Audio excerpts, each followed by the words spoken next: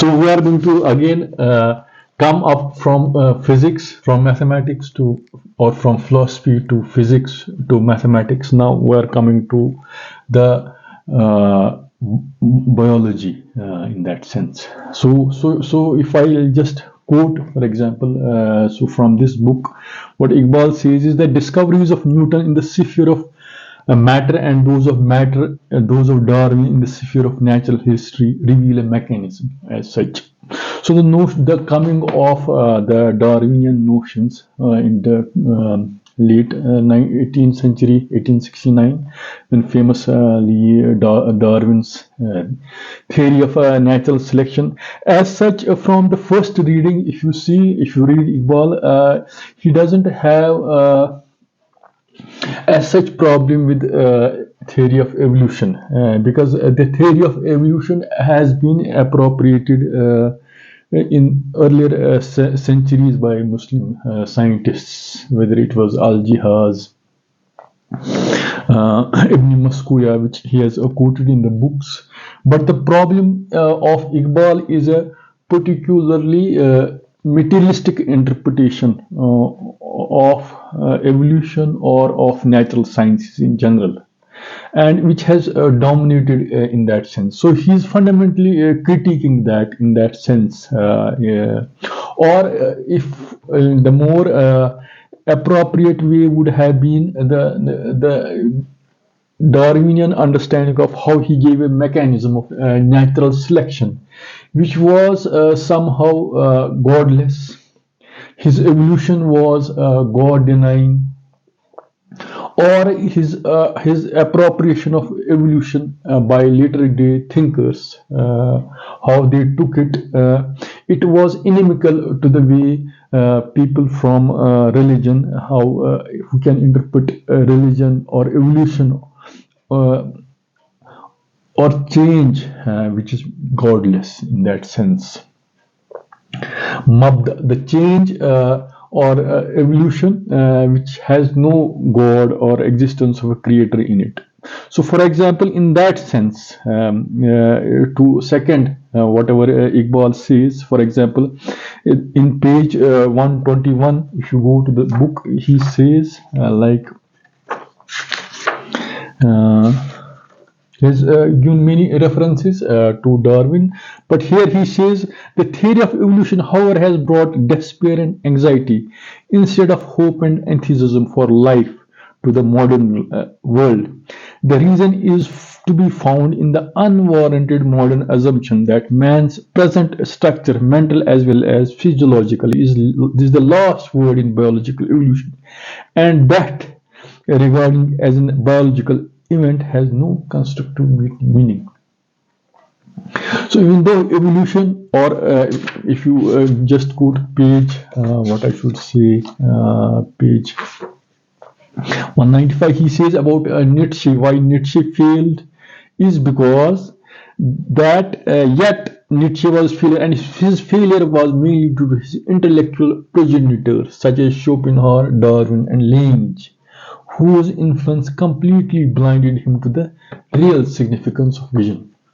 So in that sense, even though the notions of evolution, whether politically discussed by Rumi, or whether medieval Muslim theologians, jurists, biologists, how they just could place the evolutionary change in the animal, the plant, the organic, the inorganic life, but they could somehow place it in a metaphysics, in a religious metaphysics, where God or religion, you could place things as they are.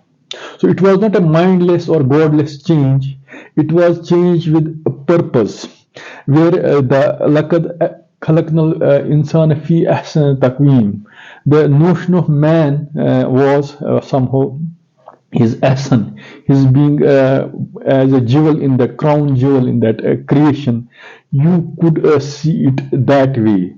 But the notion of Darwinian evolution, which was thoroughly derived by the blind mechanism, and it had atheistic or secondary influences. So the way Darwinian evolution, apart from the notions of biology, so how people like Spencer, Even when Marx wrote Das Kapital, he wanted to just dedicate his book to Darwin. He wrote him. So you can say or social Darwinists like Wilson. So it was a tremendously influential thing, but and it also created secondary and tertiary influences, which can be taken as ugly and the notions of colonialism. So the Darwin was peculiarly living in that particular era or age. The notions of colonial, some races being superior to other races, all the referent was Darwin. So in that sense, you can say, even though Iqbal is not trying primarily critiquing Darwin, in some of the later passages here and there, he also wants to rehabilitate some elements of Darwinian notions of evolution, but somehow the implications of a particular, you can say, natural selection, understanding of natural selection in a particular way. So now here what we can do is we can appropriate some of the passages written here to our current day understanding of theory of evolution, because the controversies and the debates, it has been right across since Darwin has been there.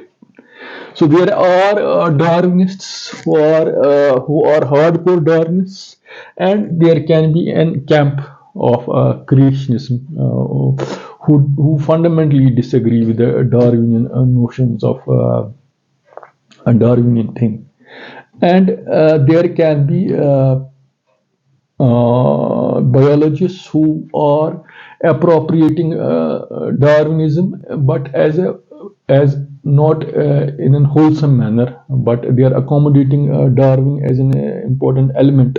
How we can explain the origin of life and the manifestations of life on planet, and modulo some other theories. The theories may be neo-Darwinism, punctuated equilibria, and many hypotheses and theories which are there. Because the point is that in the history of Darwinian theory, because the Darwinian notions, the proofs, because here we have to just somehow delineate that the Darwinian understanding of things and the understanding of things in the natural sciences, the method is somewhat different. So because you have to we don't predict something in the future the way we do in physical sciences.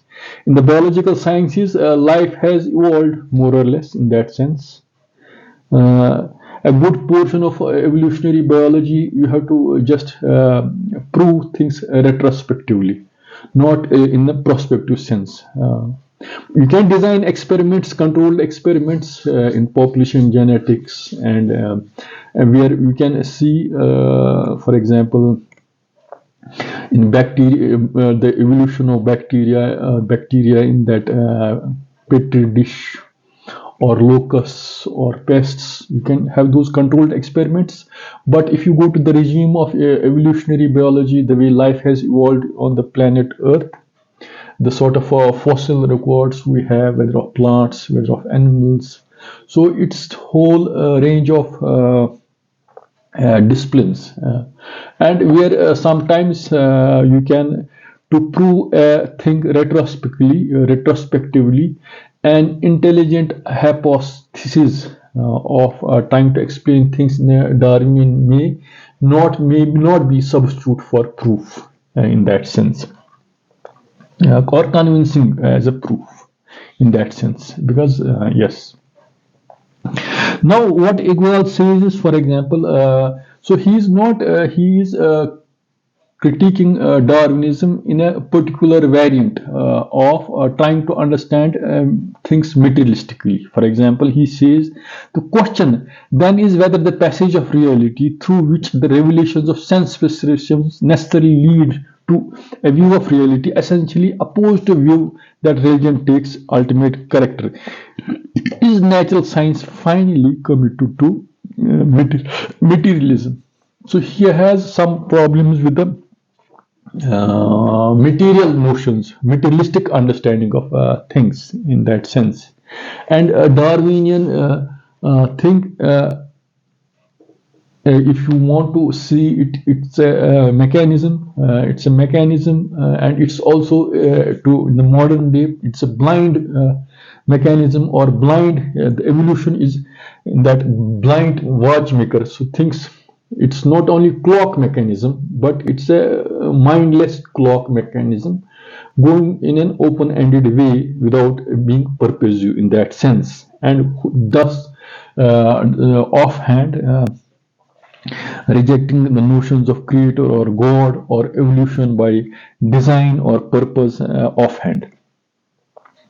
So here, for example, Iqbal says natural science deals with matter, with life and mind. But the moment you ask how life, matter, and mind are mutually related, you begin to see the sectional character of the various sciences that deal with them, and the inability of these sciences taken singly.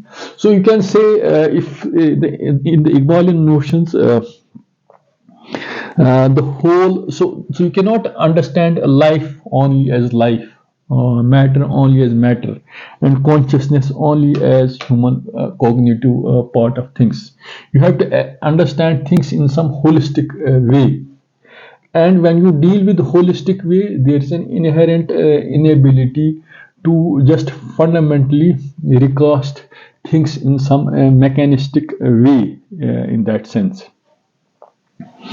And for example, here, for example, we can say, for example, he says Iqbal is, for example, there is very one good, interesting sentence, one, two sentences here, which will make us come to what the thing. For example, science is by nature sectional. It cannot be, if it's true to its own nature and function, set up a theory as a complete view of reality. This is one part of it.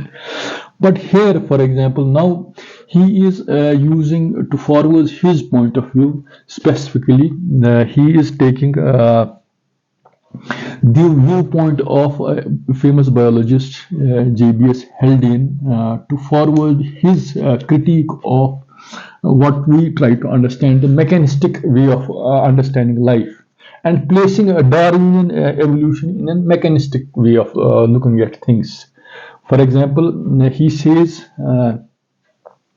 so we'll quote him. So here up to this point, so now we are coming to, we are going to read some of the things and connect what Iqbal's way of looking at things and how. So we're going to see in some detail how historically things have been done in that sense. So anecdotally, personally, I want to say, when I was in my earlier classes, I saw a book in biology. There was written a famous sentence: "Nothing in biology makes sense except in the light of evolution." So this thing somehow, this sentence somehow made me to ponder about what does it mean in that sense. So when I looked to the biology textbooks, I could see the way the 5 kingdom classifications of plants, the animals, the monera, the phyla, then vertebrates, the invertebrates. So how biologists place things. So that made me very much conscious. And later I could see that it somehow may contradict or it somehow contests the religion's notion of man being man laqad ahsana al-insana fi ahsani taqweem. Till I had discussion, till I somehow had a hold of another book, Evolution and Creation by F. Enoch, in which there were arguments opposed to the effect. Somehow it just whether it was architects, whether it was vestigial organs. There were reasons opposing evolution in that sense. And then I had another book, this uh, Morse Buckley on the origin of man. So at that time, somehow I would not time to just dig into the question more deeply, but somehow, so I at that time could not just say that I could not place my faith in one theory or the other in that sense. So in this background, I may quote another quotation, which will just see the current state of affairs also. For example, Gregory Bateson is considered a famous, he's a biologist, and so he talks, he's a famous biologist, he talks of, for example, his father being a geneticist. He says, my father, a genetist, William Bateson, used to read us passages of Bible at breakfast, lest we grow up to be empty-headed atheists, and so find it natural to wonder what broadening of mind may come from strange anti-evolutionary ruling of State Board of Education, California. So you can say it. You can see it. So the controversies of evolution and creation, it's continuing up to this time also in that sense. So maybe William J. Bateson was not, he believed in theory of evolution, but it was not somehow, there were some, he could not, the what I should, he would not let his son miss the other part of the story also in that sense. So in this context, so I will place some views. For example, if I will take Richard Dawkins as one of the popularizers of the New Age Darwinism in that sense, a strong proponent or popularizers. So if I'll quote him, he says, all reputable biologists go on to agree that natural selection is one of the most important driving forces, and I have not found a serious biologist who can point to alternate view to natural selection in that sense. And survival counts. And Darwin realized because only survival reproduce, and pass on genes in that sense. And evolution could be so easily disproved if just a single fossil turned up in the wrong date of order in that sense. So the various arguments, common arguments like if monkeys and this, why we don't have monkeys? If frogs and monkeys are there, why don't we have frogs and monkeys? So they are conveniently, what I should say, discounted in that sense. But here maybe Dawkins is also discounting the thing that since millions of years have taken place, and so it becomes very tough, even if the morphological similarities of bones, the muscles, and this thing, the way evolutionists describe things, for it becomes. It needs imagination to think, to create that picture, how it might have gone in this way. And given maybe there may be fossil records and evidences, but there can be there it may not be entirely convincing in that sense. So even if the entire population is driven to extinction, driven out by individual competition, natural selection will still favor the most competitive individuals, right up to the moment when the last one dies. So when the creationists say they do that, the theory of evolution contradicts. So here, the theory of evolution not only so so if you want to place in the Iqbalian sense laws of physics and chemistry and evolution in some through some mechanistic theory or mechanism has to be introduced in. So we have to also figure out how laws of physics and chemistry or thermodynamics, how evolution fares. So there's a famous book by this Ilya Prigogine, order and evolution. So where you can see how, for example, the ideas of non-equilibrium thermodynamics. For example, if you can go, laws of physics says that entropy says that things always move from order to disorder and greater entropy. But in case of life, you always see things going from more order, less order to more order. So in evolutionary mechanism is the other way around. So organisms go from simple to complex to more complex to more complex in that sense. So here one of the critique may be, so evolution claims amount of improbability and density peaks whose heights and range seem to have no limit. The metaphysical mountain, which I call Mount Improbable in that sense. So, so DNA can replicate, but needs enzymes. So it is a famous debate which will come to end. So whatever. So if Iqbal says, for example, in his famous, in the observation of these aspects, the concepts of physics and chemistry could be needed, but the behavior of organisms is essentially a matter of inheritance and incapable of sufficient explanations in terms of molecular physics.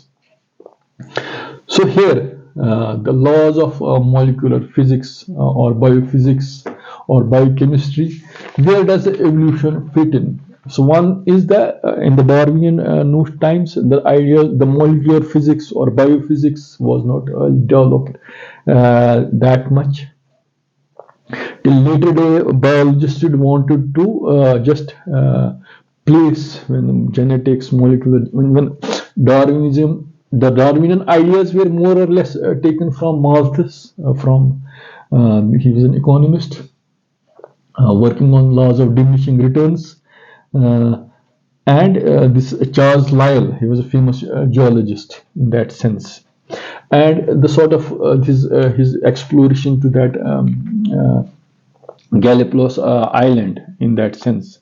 But the later day biologists wanted to place the theory of evolution or theory of natural selection from the molecular scheme, from biochemical scheme or biophysical, molecular, biochemical and physical understandings, the understandings of biophysics and biochemistry.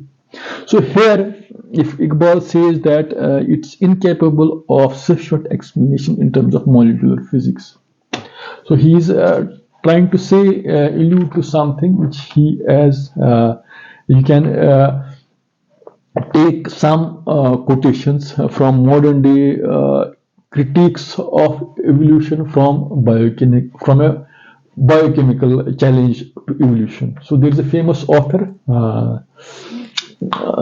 Famous book by Michael Behe. I have taken some extracts from it, which will allude to it that there really seems to be some there seems to be a very, what I should say, the evolution at biochemical level or at molecular level, the evolutionary mechanism, it seems to have some problem.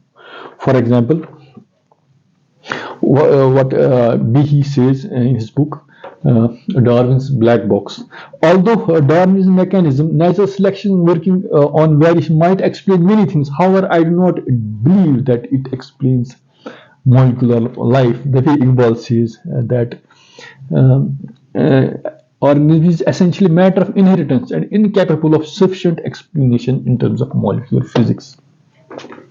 So different, for example, so now he takes different examples. For example, eye as an instrument in that sense.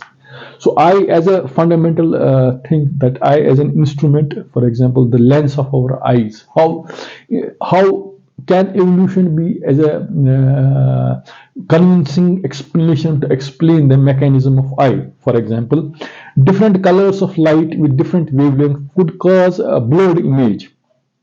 Wavelength could cause a blurred, except that the lens of eye changes density over its surface to correct for the chromatic aberration. So this is the thing. So the gradual development of the human eye appeared to be impossible since its many sophisticated features seem to be interdependent. Somehow, for the evolution to be believed, Darwin had to convince the public that complex organisms could be fine-tuned in step-by-step process.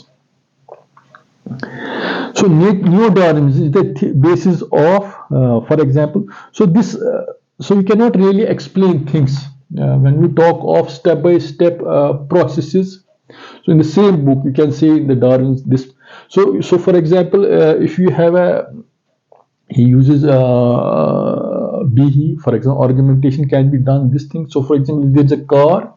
So if one part of that machine, a carburetor or something, it just goes wrong, the whole machine will stop suddenly.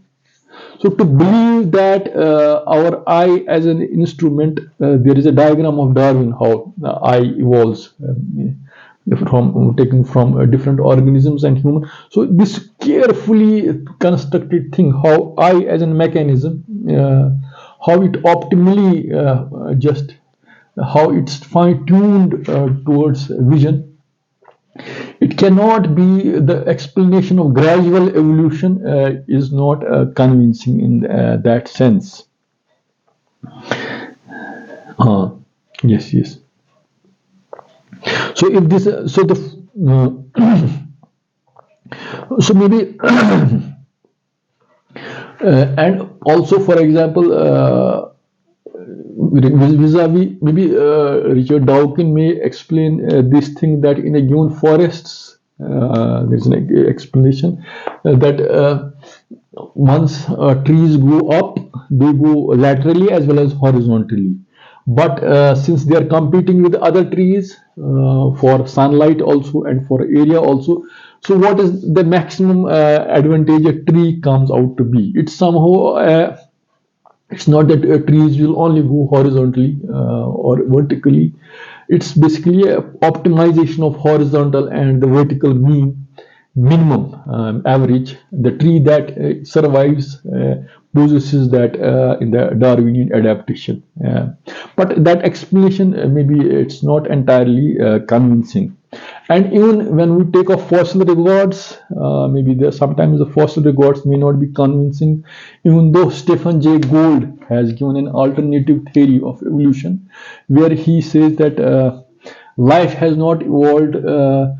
So there have been large phases where there was life was stable, but there was something called punctuated equilibria. In some small changes, small times, species suddenly evolved, and and that made the so those geological chains they might have. So it's very tough to just find the exact fossil records. It cannot be convincingly shown in the Darwinian sense. So maybe, but some other biologists want to see, which I was trying to see. So for example, Stuart Coffin says it's not that Darwin is wrong, but he only got part of the truth. And Darwin writes with passion because he believes Darwin is true.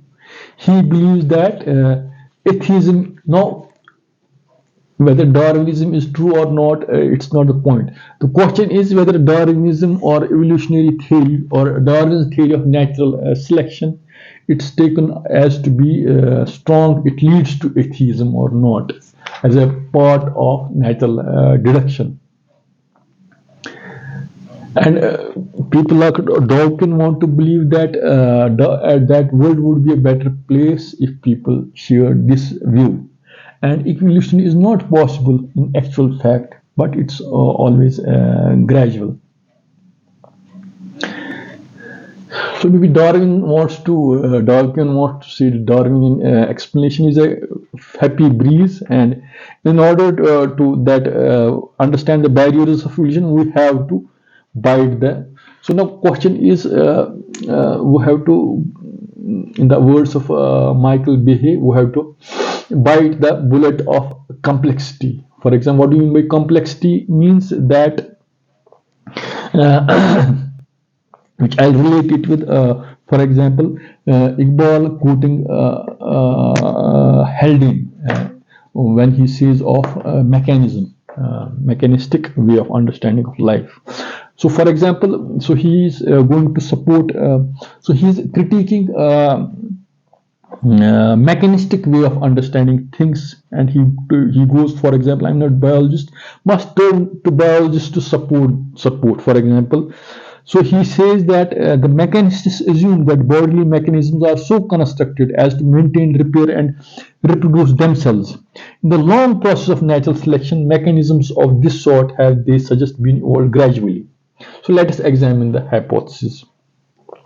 So here Haldane says the essence of explanation or restatement of an event is that after due investigations, we have assumed that parts interacting in the event have certain simple definite properties, so that they always react in the same way under the same conditions.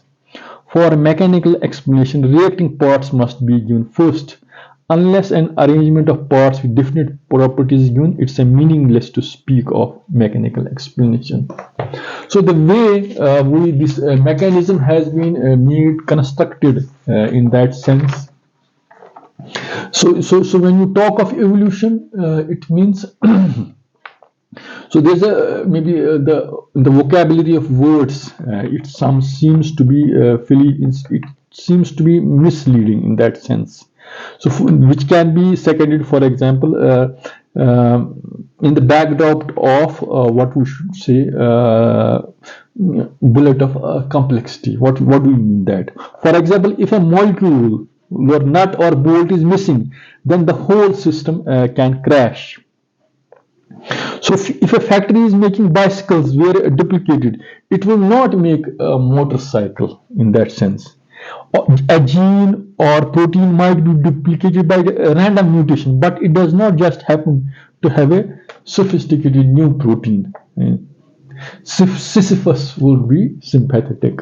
So you cannot, in the process of mechanism, the way evolutionary mechanism is, or you cannot, in the process of random selection, it's not that replicating things will lead to something new. It should get the same old thing back, but then why to call it a mechanism? This is what Haldane also says, and this is also what Behe wants to give. So, in the modern day word of complexity, complexity of systems downs all Darwinian explanation to frustration. Sisyphus would pity.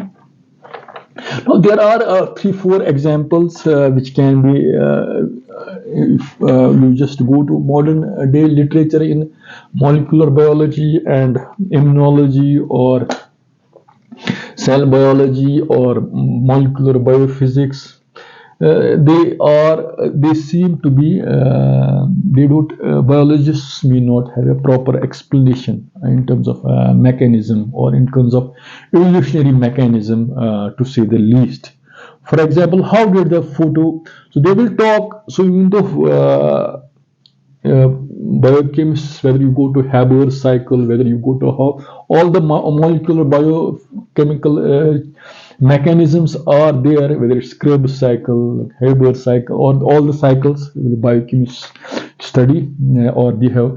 But one point is that they will discuss the mechanisms, but the point is how did the mechanisms evolve in the evolutionary cycle also. So there is not enough explanatory material is not there. The mechanisms are grafted per se as thing explaining things going from A to B to C, but in the evolutionary perspective also it's not. So the explanations are not given. And what if I quote 3, 4, 5 things in the current day literature. For example, how did the photosynthetic reaction develop? How did the intermolecular transport start? How did the retina become involved in vision? How did phosphorus signaling pathway develop? And famous among them is also the understanding of blood clotting. So, for example, if you just have some If blood oozes out, how do the idea of mechanism? So you cannot, in that sense, how it works against the laws of physics or fluid flow that the blood gets clotted. So we don't have a satisfactory explanation in terms of biochemical evolutionary mechanism in that sense. And in that sense, you can say this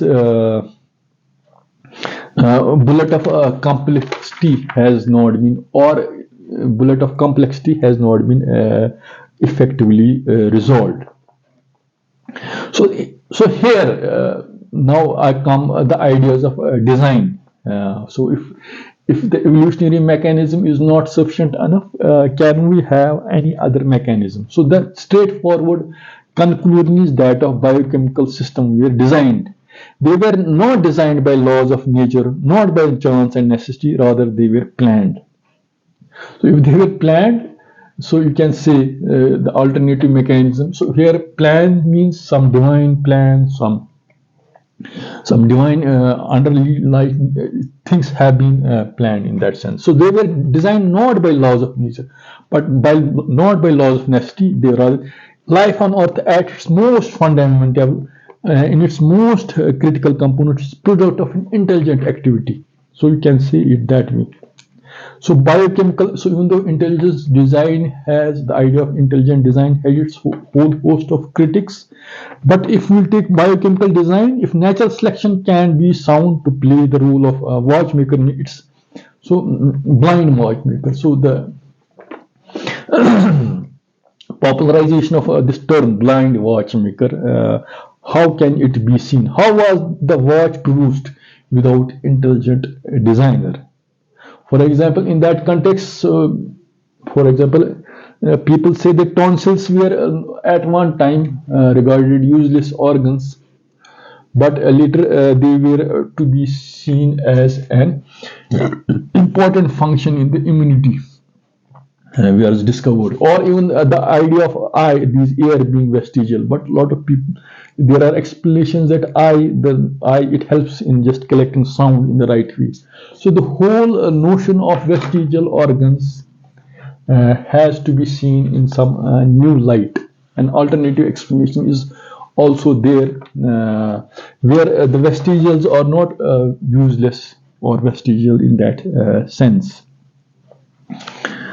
So in that sense, you can say it's also an bias of 19th or 20th century that a lot of scientists they want to bring the philosophical bias. For example, early 19th century bias, the denial of metaphysics or this empiricism taken seriously, it not only had effect on these biosciences. For example, people like Hoyle, Eddington, Einstein also. For example, Einstein famously came up with this phenomena of what I should say cosmological constant when he found that from his theory universe could not be stable and infinite and static. It should be extended. It, so to do away with the thing, so he had expansion. He had to introduce that constant. Basically, what or even Maxwell, when he was questioned why. In presence of vacuum, how did light propagate? Or Hoyle also invoked his theory of continuous creation. But if I just take this explanation, and which also sounds plausible given the age of 19th and 20th century, that basically if they would not have invoked these notions, somehow it things would otherwise have led to just some supranatural being responsible for creating things in ex nihilo. So it was against the spirit of that age in that sense. So so so it's not that scientists don't have underlying metaphysical belief systems, and science is value neutral. So they also operate on in certain belief system of their age, and try to interpret the scientific facts or discoveries accordingly.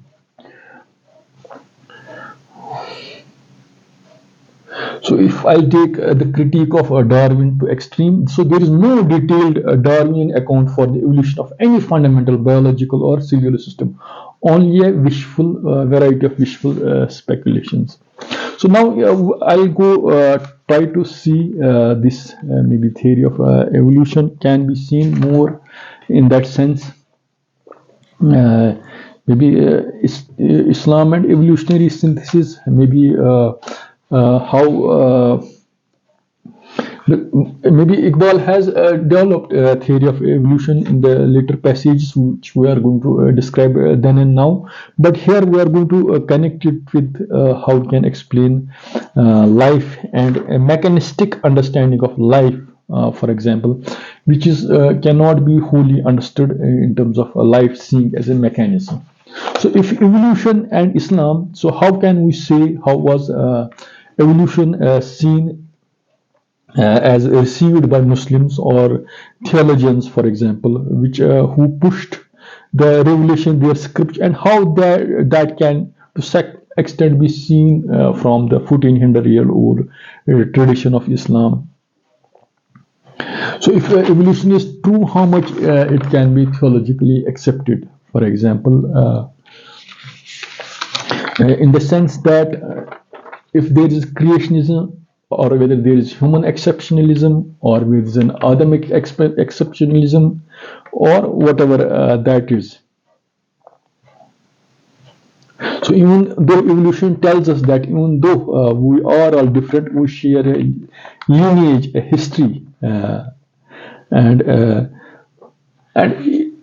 here, for example, another so in terms of methodology also, if you want to see theory of evolution in terms of what I should say, from the percepts of evolutionary biology, there are some methodological understanding difficulties also. For example, Stephen Jay Gould says that if we, for example, replay the tap of life, if we just change the initial conditions, when the universe, the origin of life started on the earth, if we slightly change it, we cannot reach to the original conditions. So it's not, it's like that of a detective who has given data in that sense, but it's like so you can extrapolate things backward and reach to some particular point. But if you slightly change that initial conditions, it's not necessarily you reach there in that sense. So our explanation of the current life, evolution of life, it's also contingent on many facts and factors, and its explanation in terms of origin, that's it. That seems to be. So whether question whether evolution occurred or how evolution occurred. And Karl Popper famously says, I have to consider that Darwinism is not a testable scientific theory, but a metaphysical research program, a possible framework for testable scientific theories. So, the way I was saying, in the physical sciences, you can always have a data or a model which there is a scope for proving it right or wrong in the prospective sense. Apart from the controlled experimentations, which we can do, imperfect biological experimentations, because but for example, Darwin for example, in his book, so you can have examples of plant breeders or animal breeders or orchardists who have used these techniques of better producing that breed in some controlled simulation. But should those experiences replicate to the spanning the history of Earth in that sense? So, if I quote one of the authors, Shoaib A. Malik, he has to present the case for theistic evolution. He says that to reconcile Islam with evolution or religion, you can say to reconcile religion or Islam with evolution, a constitutive and a coherent hermeneutic framework must be needed, where uh, various verses of Quran or Hadith can be read non-arbitrarily. For example, in the Quran, there is this verse, لَقَدْ خَلَقْنَا الْإِنسَانَ فِي أَحْسَنِ تَقْوِيمٍ, or man has been created in the best of the material, not in that evolutionary way, or life on earth. God has created life on earth in stages, in that sense. So whether it's intelligent design or whether it's theistic evolution, if you want to see, you have to just figure out things. Although you can have a hermeneutic framework in which Imam Ghazali's understanding of evolution can be placed in those things. So here I would rather say, for example,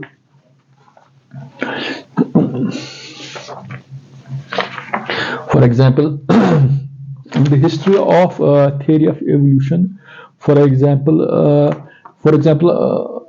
Darwin's own voyage around the world had brought him in contact with tradesmen, colonial officials, amateur materialists, and local expanded and exposed him to vast array of material objects and social vistas. The world profoundly impacted his later work.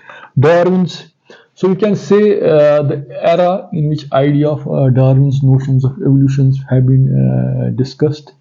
So you can say that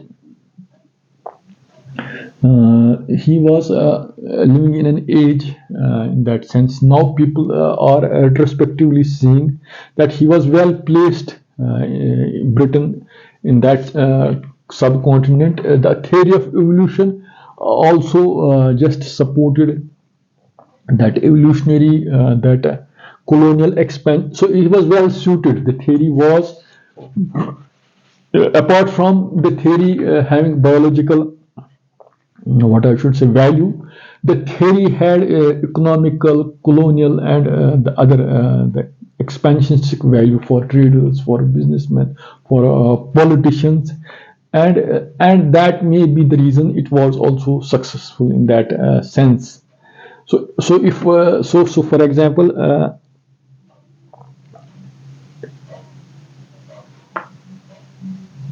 it may be so because in the earlier era, for example, if just all Jihaz's Kitab al-Haywan, this is a 7-volume text.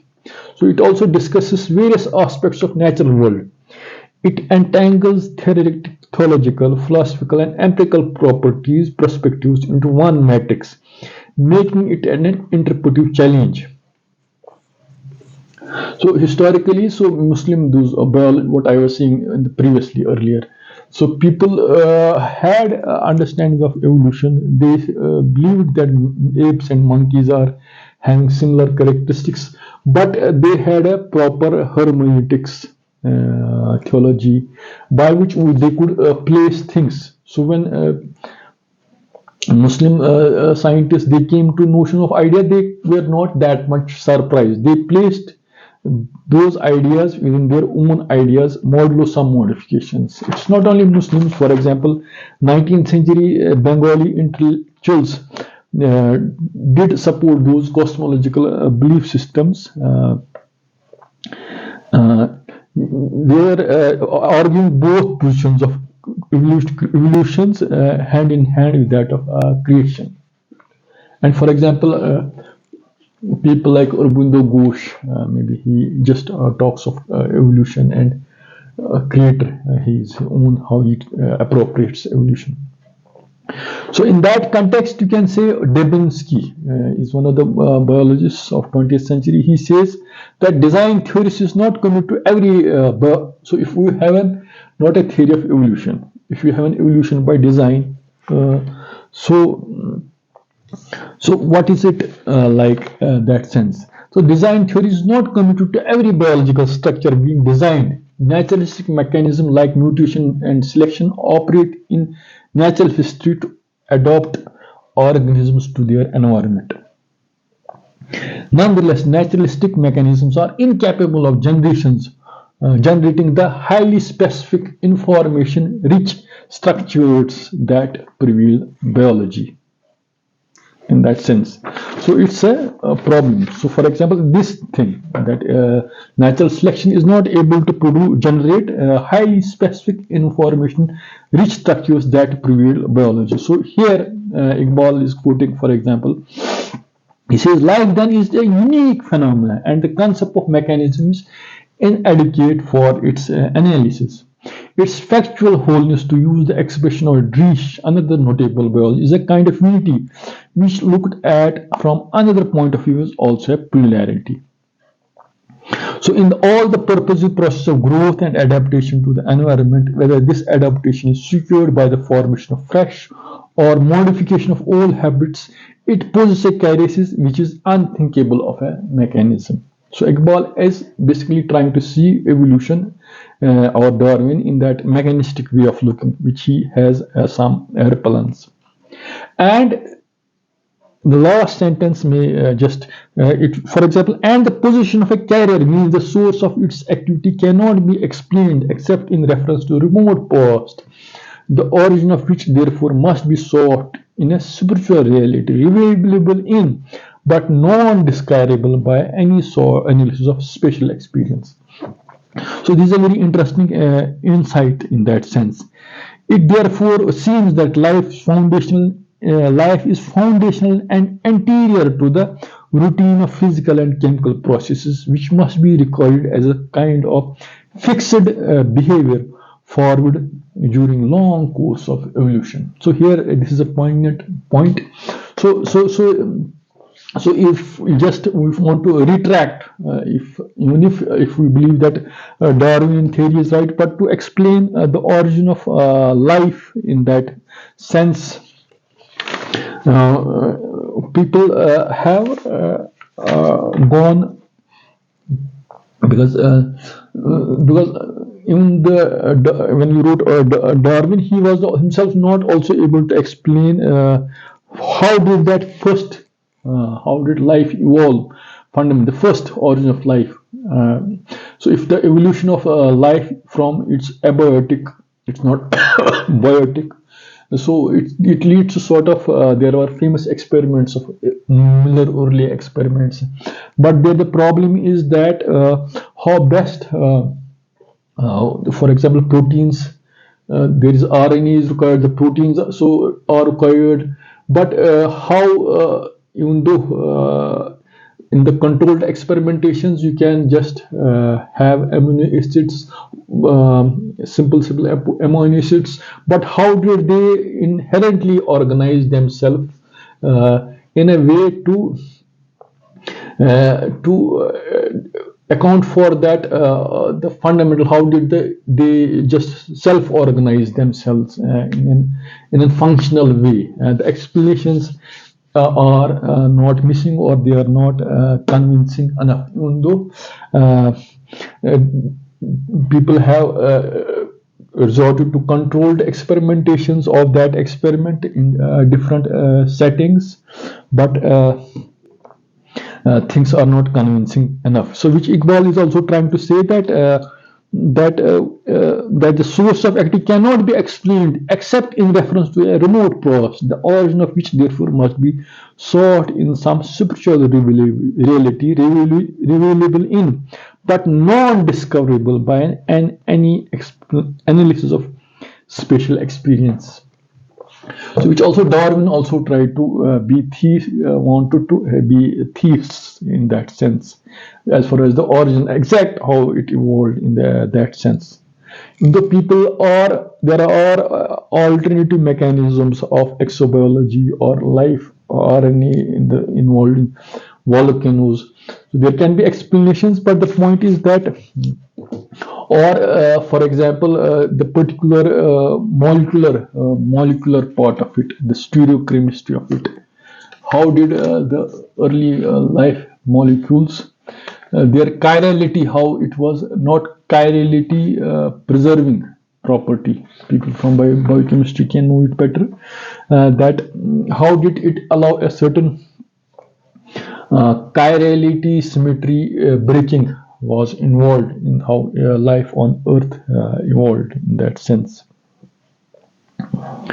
So what today's lecture was basically was trying to come up to how Iqbal tries to see Darwin's theory, but in a particular appropriation. He is not offhand totally rejecting Darwin, because Darwinian notions evolution has been appropriated in medieval theologians, whether it was Jahiz, Ibn Maskuya, or they have appropriated Darwinian notions or evolutionary change in one way or other, but it was in their particular hermeneutics, theology, and not contradicting the whole their own viewpoint. What the notions of Darwinism, maybe it evolved. It was seen fundamentally in contesting the religious worldview or a special place of man in the scheme of things, and seeing him in terms of evolutionary ladder, and how people like Lange or Spencer or modern days E.O. Wilson, the ideas of social Darwinism, how the notions of evolutionary mechanism theory, which led to denial of God, or which led to denial of plan, underlying plan in that sense. It was deeply discomforting for Iqbal, and he is trying to just go to biologists themselves to just get the argumentation from a mechanistic or a non-mechanistic argumentation of origin of life, or which can also be seen by these argumentations of Michael Behe and other people, where in case of molecular biophysics, or in case of so it's not there are not convincing explanations how these complexity at molecular level or biochemical level can explain the variety and the organization which we called life. And there can be, for example, there is this famous experiment, Mousetrap experiment of this Behe, to illustrate in even simplest cases. If you just take one thing out in a machine, the machine will suddenly stop. But how is it possible? It becomes very possible to explain things. In case of life, how do things evolve? How do these, if they are complicated machines, how they function in that sense? But the later invocation, extrapolation can be, does it lead to the notions of God or creator or intelligent design or plan? In common people intrinsically are aware of these things, there's design behind the things, but it's inimical of the age in which we are living in. So which is being I just seconded by maybe one of the scholars, Dr. Maruf. Dr. Maruf says in his book about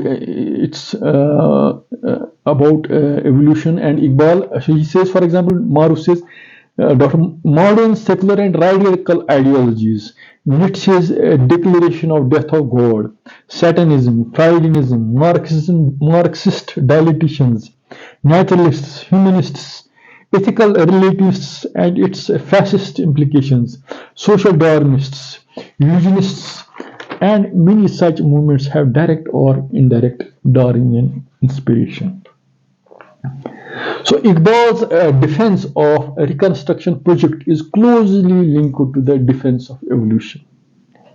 So Iqbal was not Darwinian, but wrong to believe that Darwinism could be appropriated in Islam or it could be Islamicized. Maybe Iqbal is not Islamicizing Darwinism, but he is basically being very much anguished uh, by the sort of despair which, when the Darwinian notions, the mindless evolution, or the blind notions of blind watchmaker, or this godless mechanism, it leads to sort of faithlessness. It leads to the way Nietzsche was not wrongly, he was misled by, according to Iqbal, by Darwin. So it leads to faithlessness, or it leads to despair. His point is very, he is basically trying to point to that very fact also.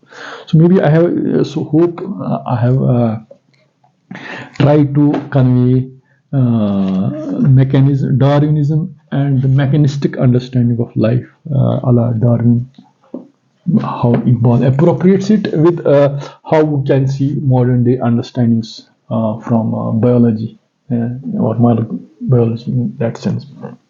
Hope you might have enjoyed or liked this lecture.